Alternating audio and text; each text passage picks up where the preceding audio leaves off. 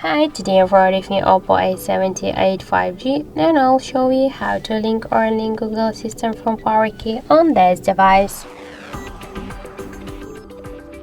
So just to use Google Assistant from PowerKey button, or if you wanna turn it off,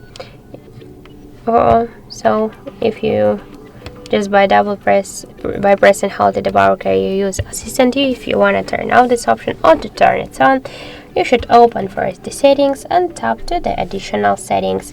Here click the power button, tap the press and hold power button and switch voice assistant to power menu.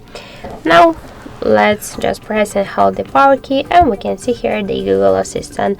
The Google Assistant is turned off, and just we use the power off menu to turn it off. By the same way, just switch this option.